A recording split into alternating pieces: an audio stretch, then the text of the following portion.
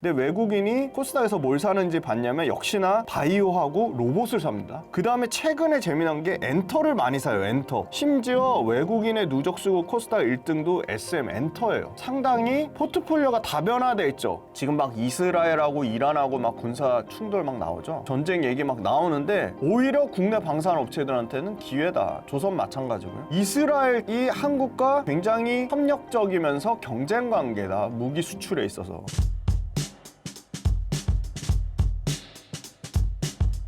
안녕하세요. 김지윤의 훈훈한 주식 유튜브 채널을 운영하는 전업투자자 김지윤이고요.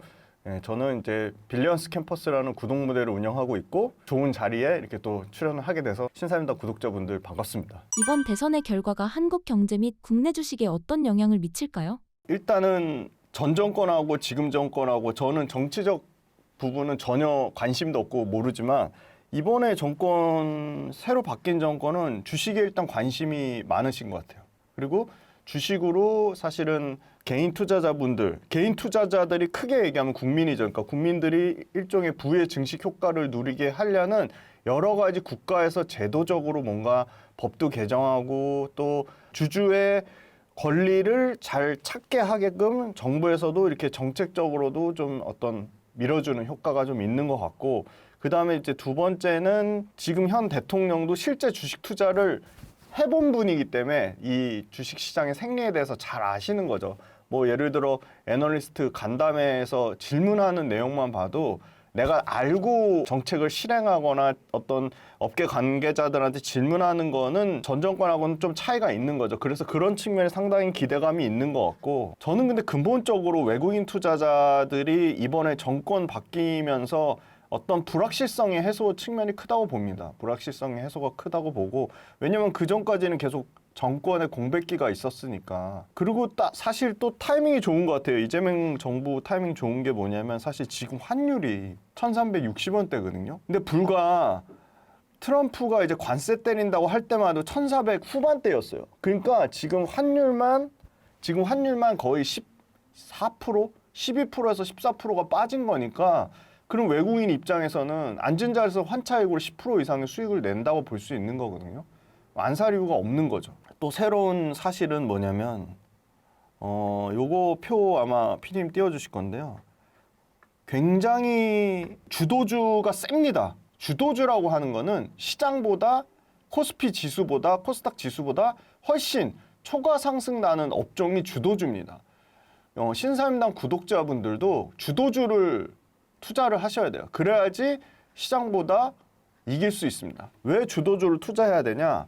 결국은 주도주에 투자하는 것이 주식 투자의 수익률과 앞으로 오래오래 장기 투자할 수 있는 큰 원동력이나 내가 갖고 있는 포지션을 현금이 됐든 주식이 됐든 사이즈를 키울 수 있는 거거든요. 근데 여기 보시면 제가 최근 한 달치 5월 1일부터 데이터를 갖고 왔는데 SK 하이닉스부터 두산까지 여기 보시면 방산주가 있고요. 조선주가 있습니다.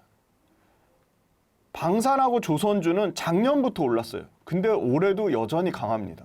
그러니까 기존의 주도주들이 계속 굉장히 강한 상승세를 나타내면서 지수를 떠받치고 있다는 거고요. 코스닥은요. 원래도 코스닥에서 바이오가 강했고 바이오가 항상 거래대금이나 외국인 기관 순매수 상위에 있었지만 여전히 바이오가 항상 있어요. 그러니까 그 말은 정권이 바뀌든 안 바뀌든 쉽게 말해서 주도주는 영원하다. 그래서 주도주가 외국인이 됐든 기관이 됐든 저는 외국인 위주로 가져왔어요. 조금 더 장기 투자 포지션이 크니까. 근데 외국인이 코스닥에서 뭘 사는지 봤냐면 역시나 바이오하고 로봇을 삽니다. 로봇 계속 말씀드려요. 그 다음에 최근에 재미난 게 엔터를 많이 사요. 엔터.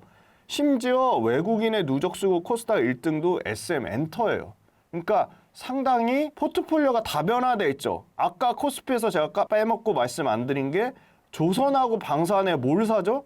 새롭게 전력기기를 사고요. 지주사를 사고요. 금융을 삽니다. 그러니까 기존의 조선방산, 코스피로 치면 조선방산이라는 탄탄한 딱 센터를 잘 지키고 있는, 센터포드를 잘 지키고 있는 주도주가 딱 있고, 주변 주도주가 생기고 있는 거예요. 지주사라든지 금융이라든지 전력기기라든지 원전이라든지 조선방산이 메인을 꽉 차고 있고 심지어 요새 삼성전자 하이닉스까지 올라오죠. 그러니까 전 섹터가 어떻게 보면 순환매격으로 기존 주도주를 깨트리지 않으면서 조선방산 여전히 강하면서 원전과 금융과 지주사와 반도체까지 회복되는 그림을 보여주고 있고 코스닥 같은 경우는 바이오가 주가는 부진하지만 전체 시가총액에서 차지하는 비중이랑 외국인 기관의 수급 현황을 보면 바이오가 여전히 코스닥에서 큰 차지를 해요. 왜냐하면 예를 들어 알테오젠이나 ABL바이오나 리가캠이 빠지잖아요. 항상 받치는 수급들이 들어옵니다. 외국인이 됐든 기관이 됐든. 그러니까 바이오가 굳건해요, 코스닥에서. 근데 뭐가 빵빵 터지죠? 로봇이 빵빵 터지죠? LNG가 빵빵 터지죠? 그 다음에 최근에 새롭게 엔터가 막 들어와요. 그러니까 코스닥도 굳건한 거예요. 바이오라는 핵심 주도주 옆에 엔터가 붙고 LNG가 붙고 또 원전이 붙고 로봇이 이렇게 붙는 겁니다. 그래서 굉장히 우리나라 코스피 지수도 그렇고 코스닥 지수도 그렇고 포트폴리오가 다변화되어 있다가 숫자로 한번 말씀드려 볼게요. 숫자 오늘 따끈따끈한 데이터로 오늘 가져온 거 말씀드리면 방산의 6개 종목 메인이죠. 뭐 하나 에어로스페이스부터 현대로템, LIG 넥슨, 하나 시스템, 한국항공우주, 풍산까지 그다음에 조선의 핵심 4개 HD 현대중공업, 하나오션, HD 한국조선해양, 삼성중공 자, 총 이 10개 종목의 시가총액 합산이 너무 재밌죠? 212조예요. 와, 이게 얼마나 커졌냐면요. 불과 작년 말 12월 30일 이제 딱 6개월 지났는데 6개월 전 대비 113조가 증가했어요. 코스피 전체 시총이요. 2,400조라고 하면 조선과 방산의 합산이 전체 시총 증가액의 25%를 담당했다. 4분의 1이잖아요. 어마어마하게 큰 거죠. 방산, 조선 10개가 코스피 전체 시총이 한 47조가 증가했는데 그걸 방산, 조선이 담당했다고요. 그러니까 압도적으로 방산과 조선이 코스피 지수를 주도했고 실제 코스피 시총 자체도 1960조대에서 2400조대로 키웠으니까 450조를 그냥 조선 방산이 4분의 1을 하드캐리 한 겁니다. 그런데 지금 막 이스라엘하고 이란하고 막 군사 충돌 막 나오죠. 빵빵 지금 막 전쟁 얘기 막 나오는데 오히려 국내 방산 업체들한테는 기회다. 조선 마찬가지고요. 예? 이스라엘이 한국과 굉장히 협력적이면서 경쟁 관계다. 무기 수출에 있어서. 하나가 생산하는 레드백 장갑차에 이스라엘 포탑과 능동 방어 체계를 적용했고 장거리 레이더나 무인기에서도 이스라엘을 다수 도입해 운용 중이라는 거예요. 그러니까 경쟁적이면서 협력 관계인 거예요. 무기 체계에서. 그러니까 이스라엘이 이렇게 지금 이란하고 문제가 군사적 충돌 위기가 생긴다는 거는 국내 방산 기업들한테 새로운 또 기회가 열린다는 겁니다. 한국에 청궁2 있죠. 현궁 있죠. K2 전차 있죠. K9 자주포 있죠. 이런 게 경쟁 관계면서 상대적으로 부각을 받는다는 겁니다. 지정학적 이슈가 터지면 방산주는 계속 부각을 받는 거예요. 근데 좀 불안하죠. 대만 또 막 얘기 나오죠. 중국의 대만 침공. 그래서 방산이 그러면 주가가 이렇게 미친 듯이 올라가는데 그럼 이익이 따라오냐가 너무 중요한 거거든요. 방산과 조선의 연간 영업이익 합산이 12조 6천억입니다. 올해 25년도. 전체 12조 6천억이란 금액은 불과 1분기 3개월 전 6월달이니까 3월달 실적 추정치에 대비해 얼마가 올랐냐? 3개월 전에 9조 5천억에서 32%나 증가했어요. 자, 보세요. 2분기에 실적 또 어닝 서프라이즈 나오잖아요. 3분기쯤 되면 3분기면 몇 월일까요? 9월달쯤 되면 또 이 추정치가 올라갈 겁니다. 아무튼 실적 추정치가 32%가 증가하면서 맨날 말씀드리잖아요. 그걸 계속 따지셔야 돼요. 주가는 올랐는데 사람들의 기대값도 같이 올랐을까? 주가는 올랐는데 이익도 같이 올랐을까? 사람들의 이익에 대한 기대값과 실제 이익은 얼마나 이 갭 차이가 날까? 근데 조선이나 방산 주가 빵 뜨는 동안 이익도 같이 따라 올라온 거예요. 그러니까 주가 올라오는 게 합리화가 된다고요. 주가는 빵 뜨는데 이익은 계속 떨어져요. 그럼 주가 또 내려오겠죠.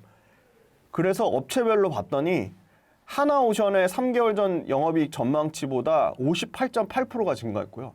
하나오션이 이제 연간 영업이익에 대한 기대치가 1조가 됐습니다. HD 한국조선해양 역시도 50% 증가했어요.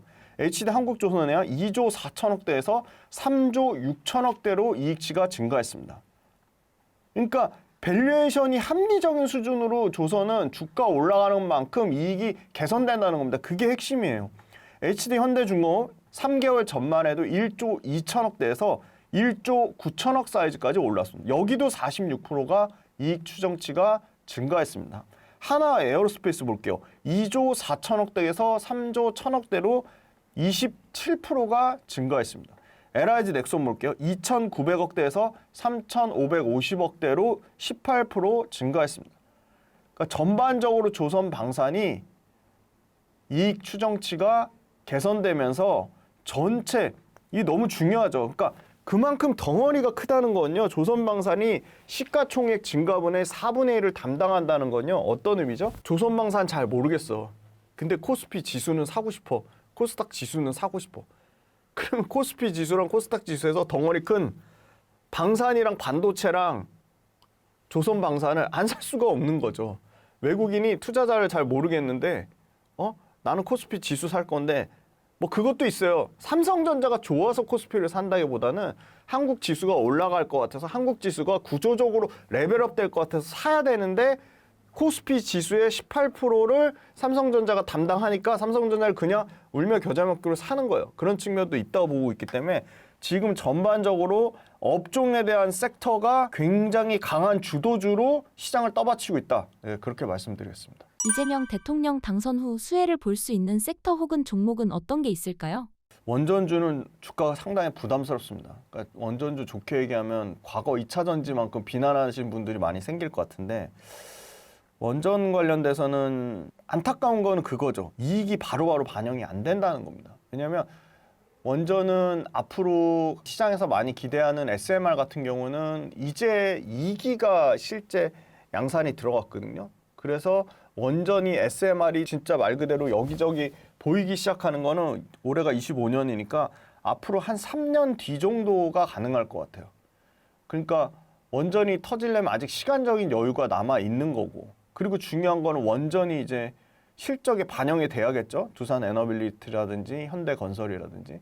그러면 실제 만들어지는 게 본격적으로 만들어지는 게 3년 뒤니까 실제 원전에 대한 실적도 3년 뒤 근처에 반영이 될 겁니다. 그러니까 아직 시간이 많이 남아있는데 주가가 미리 선반영돼서 올라온 측면이 있고요. 그 다음에 원전 관련돼서는 우리나라만 해당되는 게 아니에요. 글로벌로 에너지의 메가 트렌드라는 겁니다. 그리고 초입 단계라는 겁니다. 중국이 그동안에 미국한테 원전 관련된 에너지의 패권을 완전히 뺏었습니다.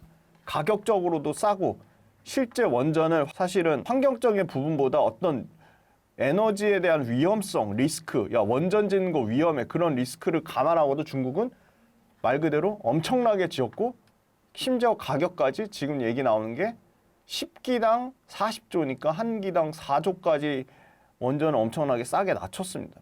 그래서 그 말은 무슨 말이냐? 미국이 SMR이라는 소형 모듈 원전으로 중국으로부터 다시 원전, 에너지의 패권을 다시 뺏으려고 한다는 겁니다. 중국한테 뺏겼죠. 엄연하게 얘기하면. 그런데 원래 미국이 원전 강국이었습니다. 그다음 두 번째, 미국 말고도 원전 강국이 있죠. 일본이 있습니다. 일본은 굉장히 보수적이에요. 프랑스가 있습니다. 우리 체코랑 계속 싸웠던 프랑스. 독일도 있습니다. 이런 글로벌 국가들이 원전을 탈원전했어요.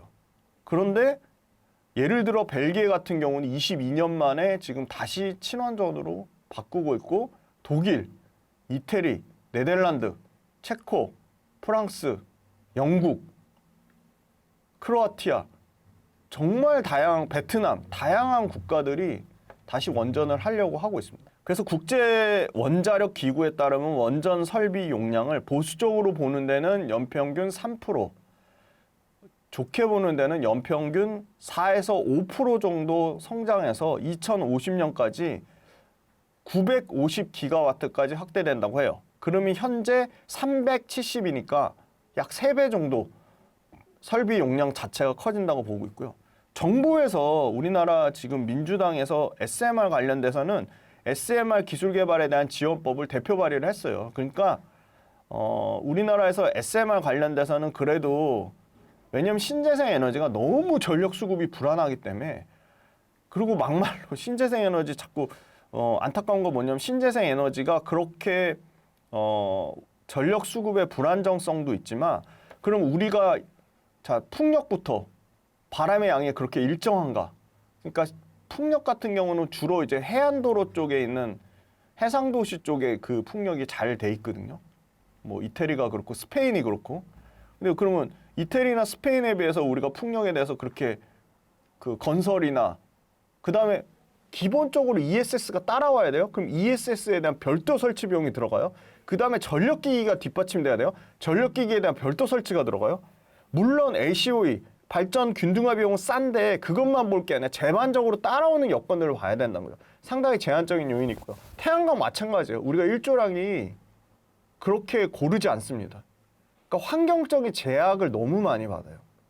그리고 발전 단가는 싼데 치명적인 거는 원전 있는 안정적인 전력 수급도 가능하지만 제조업에 맞는 전력원이에요. 기저전원.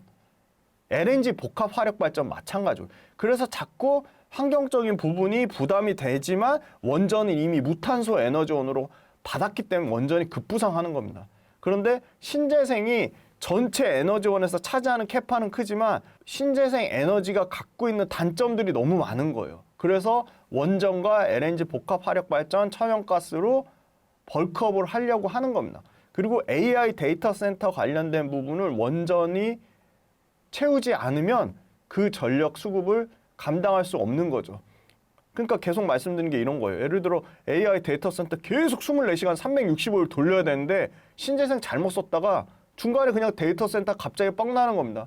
그럼 그 어마어마한 전력 손실을 어떻게 감당할 거면 그냥 이 데이터 센터가 아니라 일반 가정에서 포르투갈하고 스페인에서 그게 났잖아요. 블랙아웃이 왔잖아요. 그게 신재생 에너지의 치명적인 단점을 나타내는 거라고 볼 수 있고 글로벌 에너지의 그 원전 관련된 부분들을 공급할 수 있는 업체가 상당히 제한적이라고 보고 있습니다. 그래서 국내 원전 기업들이 진짜 이제 글로벌로 예를 들어 한수원, 한국수력원자력이 팀코리아로 수주를 받든 미국의 웨스팅하우스가 수주를 받던 말 그대로 뭐 프랑스의 EDF 전력청이 프랑스 전력청이 수급을 받던 그 밑단에 있는 파운드리 그러니까 팹리스 반도체로 치면 팹리스죠. 설계하는 데는 무진장 많아요. 뭐 영국 업체도 있고 프랑스 업체도 있고 미국의 웨스팅하우스도 있고 일본 업체도 있고 많은데 그 밑단에 자 설계를 했어. 자 가서 시공해서 지어.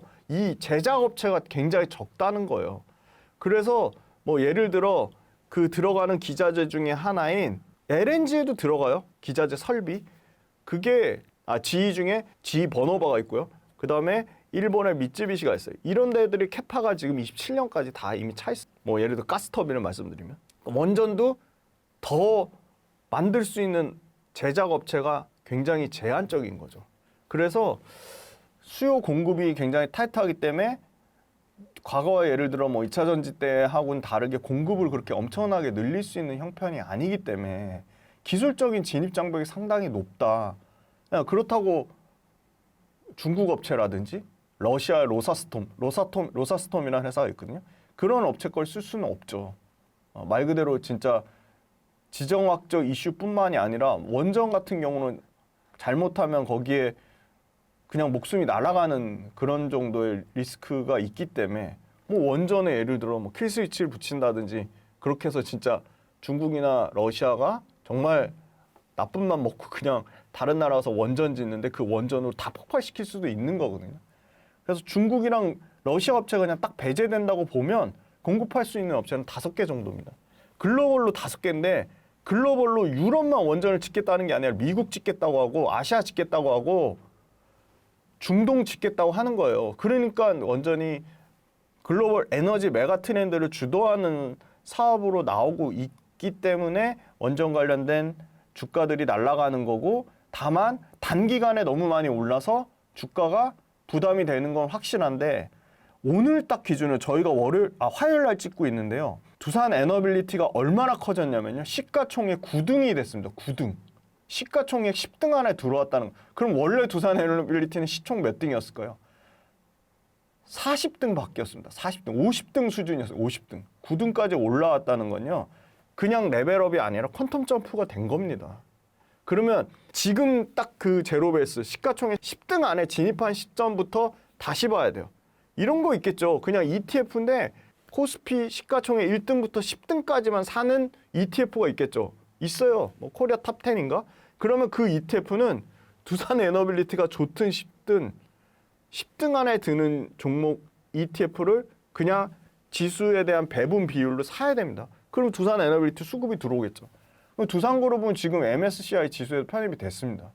그럼 글로벌로 매크로 수급이 들어온다는 점에서 원전을 단순히 주가 올라가는 것만 볼 게 아니라 전체 글로벌 에너지의 메가 트렌드 흐름이랑 같이 보자. 그리고 지금 가격대에서 두산 에너빌리티를 현대건설을 개인이 사는지 외국인이 사는지 아니면 기관이 사는지 그걸 꼭 좀 수급을 같이 체크해 보자. 두산 에너빌리티가 깨지면 BHI도 깨질 거고 S&T 에너지도 깨질 거고 현대건설도 깨질 거라고 봅니다. 그런데 아직까지는 그런 징조는 나오지 않고 있다. 다음 달에 또 나올 건데요. 다음 달에 나오면 두산 에너빌리티 상황을 또 한번 점검을 해드릴 수 있을 것 같은데 지금은 저는 가지고 계신 분 입장에서는 조금 이 에너지 메가 트렌드를 좀 길게 보자. 그렇게 말씀드리고 못 사서 막 뭐 제 유튜브에도 그런 댓글 많은데 못 사서 막 미칠 것 같아요 하시는 분들 많은데 주식이 재밌는 게 언제 그랬냐는 듯이 항상 그냥 계속 상승만 할 것 같죠. 지금은 두산 에너빌리티가 계속 상승하니까 이게 조정이 안 올 것 같죠. 조정은 두산 에너빌리티 아니라 2차 전지도 우리 매매할 때 조정 안 올 줄 알았잖아요.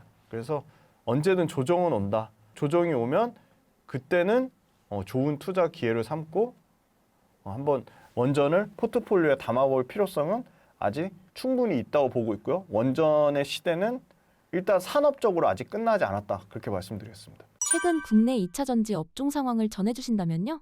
일단 제일 중요한 거는 전기차의 판매량입니다. 5월 달 데이터가 이제 추정치인데요. 아마 다음 달 되면 전체 데이터를 알 수 있을 것 같은데요. 로모션이라는 데서 데이터가 나왔는데요. 160만 대로 연평균 성장률이 24%입니다. 그러니까 전체 24%면 이거를 뭐 또 2차 전지 업황을 나쁘게 얘기하시는 분은 다시 2차 전지 업황이 캐즘이 아니라 뭐 장기 침체로 갈 것이라고 얘기를 하는데 그런 상황은 연평균 24%씩 성장하는 산업이 많을까요? 저는 그건 좀 아닌 것 같고요. 누적으로 볼게요. 1월 달부터 5월 달까지 5개월 동안 누적으로도 글로벌로 전기차가 720만 대, 요 수치를 좀 기억해 두시면 좋을 것 같아요. 기준점입니다. 기준점. 720만 대가 됐어요. 누적으로. 그러면 작년에 얼마였냐? 작년에 500만 대 초반이었으니까 28%가 성장을 했습니다. 유럽이 27% 성장했고요. 왜냐하면 우리나라 주력이니까 중요하죠. 북미가 70만 대로 3% 성장했어요. 미국이 조금 부진했어요. 왜 그러냐? 미국이 테슬라 모델 Y 주니퍼가 신차가 나오는 그 한 달 동안이 테슬라가 박살이 났어요. 그리고 테슬라의 일론 머스크가 정치적 성향을 좀 세게 드러내면서 그 테슬라 리스크가 좀 컸습니다. 그런데 5월 달만 떼놓고 보면 독일이 45% 성장했고요. 영국이 32% 성장했고요. 스페인이 72% 성장했습니다. 물론 작년에 너무 안 좋아서 기저효과라는 건 있습니다. 근데 그럼에도 불구하고 유럽에서 평균적으로 30% 넘는 성장이 나온다는 거는 판매량을 좀 회복이 되고 있다. 캐나다가 요 관세 때문에 지금 20% 빠졌거든요. 그러니까 미국 데이터에 캐나다를 넣으면 미국 데이터가 4% 성장하는 걸로밖에 안 나와요. 그러니까 상당히 미국이 좀 부진했는데 왜 그런가 봤더니 역시나 테슬라가 모델 Y 주니퍼는 지금 잘 팔리고 있습니다. 4월 달부터 4월 말부터 본격 판매가 시작이 됐죠. 그런데 나머지 기존 모델 있잖아요. 모델 S, 모델 3. 그게 보면 판매량이 마이너스 15%예요. 많이 줄었어요. 그럼 테슬라는 줄었는데 현대기아차가 또 부진했어요. 5월 달에. 4월 달 데이터 좋았는데 현대기아차 5월 달에 마이너스 49%로 판매량 줄었는데 그런데 현대기아차는 지금 미국에서 3등입니다. 굉장히 잘하고 있습니다. GM이 16,000대 넘게 팔면서 90% 성장했어요. 포드가 한 7,500대 정도를 팔면서 25% 성장했어요. 그러니까 전반적으로 판매량은 5월달 가장 최신 데이터를 보면 회복이 되고 있다. 그 다음에 리튬하고 니켈의 가격이 지금 리튬 같은 경우는 뭐 고점 대비 88% 빠졌으니까 현재 기준으로 치면 킬로그램당 59 위안 정도 되니까 니켈은 14.9달러 킬로그램당. 그러니까 리튬하고 니켈이 여기서 더 빠질 거냐 그 얘기가 나오면서 지금 계속 더 빠진다고 얘기해요. 그런데 리튬하고 니켈 업체들이 많이 문 닫고 있거든요. 그러니까 리튬하고 니켈에서도 이제 감산하거나 파산하는 업체들이 지금 쏟아져 나오고 있다. 그런 측면을 보면 리튬 니켈이 공급량이 줄어들면 수요가 그렇게 늘지 않더라도 가격이 빠질 수가 없는 거거든요. 그래서 뭐 여기서 더 빠진다고 얘기하는 거는 논리적으로 조금 비약이 심하다라고 보고요. 다운사이클이, 그러니까 전기차의 다운사이클이 연장될 거라고 얘기하는 견해들이 있는데 그거는 LG엔솔이나 SK온이나 삼성 SDI 가동률이 회복되지 않아서 그런데 실제 지금 가동률이 굉장히 많이 좀 떨어져 있습니다. 가동률이 LG엔솔 같은 거는 지금 53% 정도 수준이고요. SK온이 45%, 삼성 SDI가 32%까지 빠졌습니다. 그러니까 이 가동률이 떨어진다는 거는 그만큼 물건 출하가 빨리빨리 안 되고 있다는 거거든요. 출하가 적체되고 재고가 쌓인다는 얘기니까 그런 부분이 다운사이클을 연장시키냐 하는 악재가 있는 건데 오늘 또 마침 제가 출연하는 오늘 6월 17일 기사로 LG엔솔이 중국의 체리 자동차에 1조대의 배터리 수주를 받았습니다. 중국 자동차 완성차 업체 최초로 LG엔솔이 수주를 받았습니다. 그 말은 무슨 말이냐? 이제 슬슬 양극재 업체도 에코프로비엠 CATL 이제 뭐 얘기가 나오고 있죠. 그런 것처럼 중국 업체들 쪽으로도 국내 배터리 밸류체인들이 이제 침투하기 시작한다는 겁니다. 그래서 조금 가동률 측면, 출하량 측면 조금 더 지켜볼 필요는 있다. 그러면 업황으로 보면 바닥은 나왔냐? 업황으로 보면 바닥은 좀 나왔다고 보는 이유가 판매량 데이터하고 가격에서 그런 조금의 어떤 지표들이 나오고 있습니다. 근데 저는 가장 우려되는 부분은 이 부분입니다. 가장 큰 리스크는 아직도 공급 과잉에 대한 리스크는 있다는 겁니다. 예를 들어 2025년 LG에너지솔루션, 삼성 SDI, SK온의 예상 출하량을 다 더한 거랑 2027년 삼성 SDI, LG엔솔, SK온이 증설하겠다고 하는 증설 캐파 물량의 차이를 보면 2025년 예상되는 출하량의 약 3배 정도에 해당되는 게 27년 이 3사의 캐파입니다. 그럼 현재 출하량의 3배가 돼야지 얘네가 세우겠다는 캐파를 만족하게 되는 겁니다. 물론 3년 동안 25, 26, 27 3배 늘어날 수 있습니다. 전기차가 더 폭증하면. 근데 현실적으로 그 가능성이 낮기 때문에 계속 공급에 대한 얘기가 나오는 겁니다. 그리고 2차 전지 섹터는 전체 코스피랑 코스닥에서 차지하는 비중이 정말 많이 줄었어요. 15%까지 올라갔다가 지금은 6% 정도 수준까지 빠졌습니다. 그러니까 비중 자체가 섹터의 비중이 굉장히 작아졌다. ESS에 대한 얘기를 전혀 안 합니다. 너무 중요한데 왜 그러냐면 ESS가 앞으로 전기차 전체 시장 캐파의 약 30에서 40%를 차지하기 때문에 그렇습니다. 금액으로 치면 최소 250조에서 최대 400조까지 시장 커질 거로 보는데 미국 ESS 시장에 지금 중국이 85%의 점유율을 차지하고 있는데 중국 ESS를 굉장히 빠르게 국내 업체들이 뺏고 있습니다. 그건 뭘로 또 확인할 수 있냐? 예를 들어 LG엔솔의 미시간 공장을 전기차의 일부를 ESS 공장으로 전환시키고 있습니다. 실제 그 작업이 진행 중에 있고요. 삼성 SDI 인디애나 공장 역시도 마찬가지로 ESS 물량으로 전환하고 있습니다. 미국의 ESS 관련돼서 섹션 301 여기서 25%의 관세가 부과되면서 중국 ESS 같은 경우 총 상호 관세 포함해서 28.4%의 관세가 붙게 됩니다. 그러면 28.4%의 관세를 더했을 경우에 중국 ESS가 국내 ESS랑 가격 차이가 없거나 오히려 국내 ESS가 3% 정도 가격이 더 싸집니다. 그러니까 중국 ESS를 쓸 이유가 전혀 없는 거죠. 그래서 LG엔솔 미시간 공장 말씀드렸고, 지금 데이터나 실적으로도 ESS가 실제 중국 기업들이 압도적인 지배력, LFP ESS 배터리를 바탕으로 95%까지 올라왔는데 점유율이 87%, 82%, 79% 이렇게 계속 빠지고 있다. 삼성 SDI가 가장 따끈따끈하게 독일의 최대 ESS 에너지 저장 장치 업체랑 이틀 전에 테스볼트라는 데랑 계약을 맺었습니다.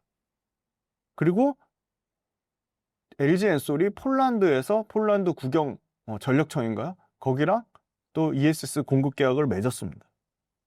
그리고 삼성 SDI가 넥스트에라 에너지, 미국 업체죠. ESS 공급 계약을 맺으면서 ESS 공급 계약들이 계속 터지고 있습니다.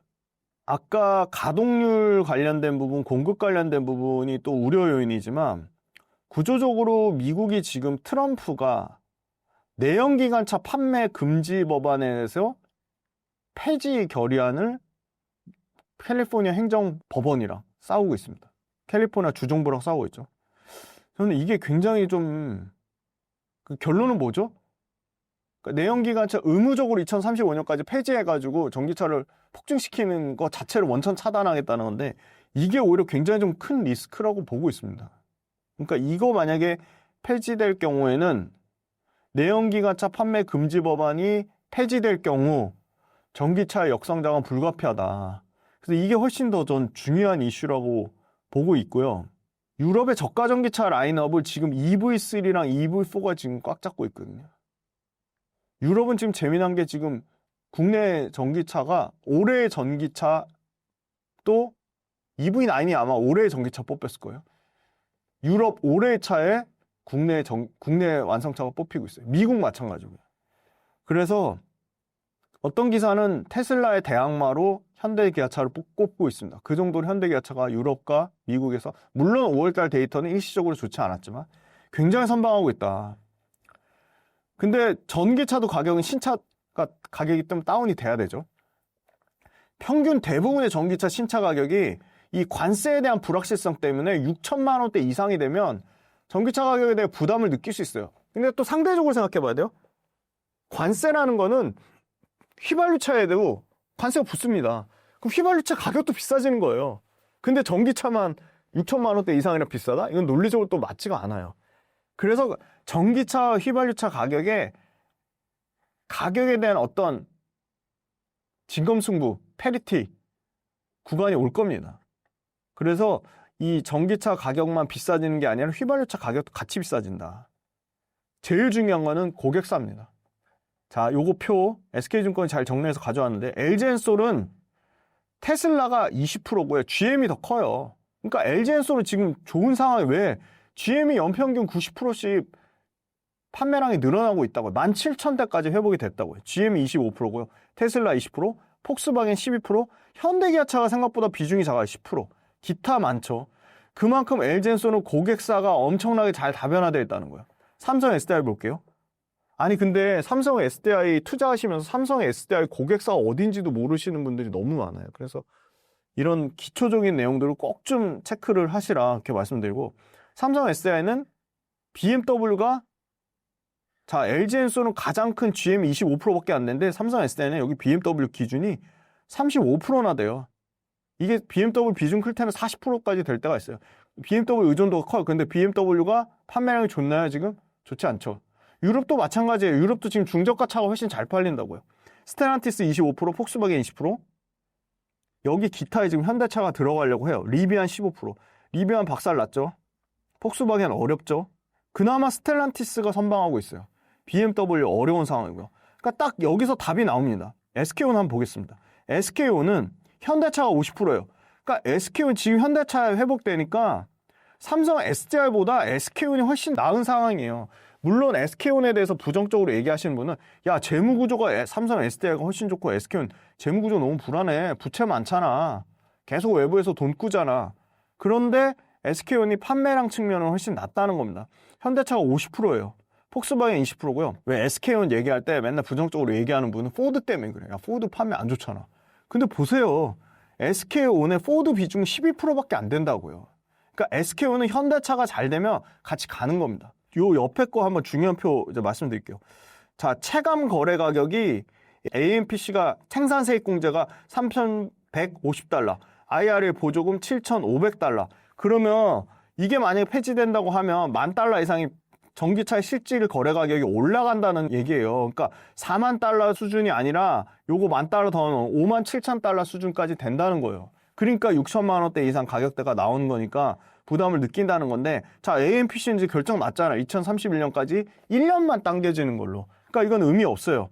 IRA 보조금 7,500달러?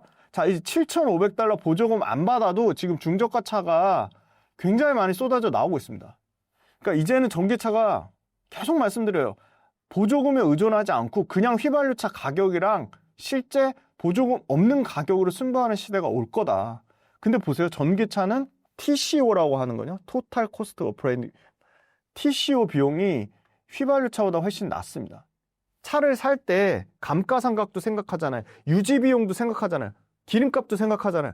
그걸 한번 다 따져 보시면 전기차가 휘발유차보다 여러 가지 중장기적인 매력이 있다. 그렇게 말씀드리고, LG엔솔하고 삼성 SDI하고 SK온의 이 고객사 이렇게 봐드린 것처럼 에코프로비엠의 고객사는 뭔지, 포스코퓨처엠의 고객사는 뭔지, 코스모 신소재의 고객사는 뭔지 한번 냉정하게 내가 손품을 팔아가지고 한번 찾아보세요. 꼼꼼하게. 그거부터 저는 투자의 시작이라고 보고 있습니다.